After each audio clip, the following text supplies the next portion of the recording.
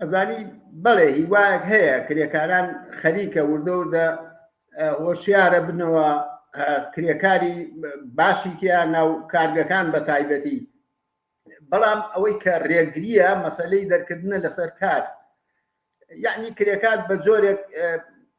هەتا ئەگەر درک بە هەموو شتەکانی شکا دەرکردن لەسەر کار بۆتە ڕێگرێکی گەورە لە بەردەم جوڵانەوەی بزوتنەوەی کرێکاری لە کوردستان ئەگەر نەخۆ ئەو ئیحتراز و ناڕزایەتی هەر شتێکی بنچینەیە لە ناوچینی کرێکارە هەر خۆی کە ناڕازیە لە سەعاتکارەکەی ناڕازیە لە کەمی موچەکەی لە هەر شتێک خۆی لە خۆیان ئەوەی ئیحترازە لە بەرامبەر نیزامی سەرمایە بەڵام بەداخەوە لێرە بەهۆی ئەوەی کە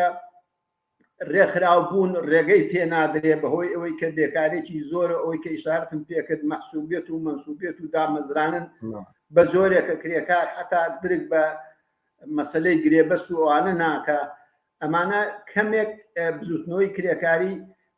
تۆزێ ئەوە بڵێم کە بەسەراحەت ئەو یەشتان نەکەوتۆتە ئەو سکەی کە خۆیان بتوانن مەسەن بۆ نەکرێکاریەکان یان احتراز و ئەوانە بە شێوەیەک بن بەڕێوە بە خازانجی خۆیان بێ هیوادارین کە ئێمە بتوانین لەگەڵ کرێکارانە هەوڵ بدەین هۆشیاریان بکەینەوە بە مافەکانی خۆیان یەک بزوتنەوەی ڕادیکالی کرێکاری ئیدامە پێ بدەن بەڵێ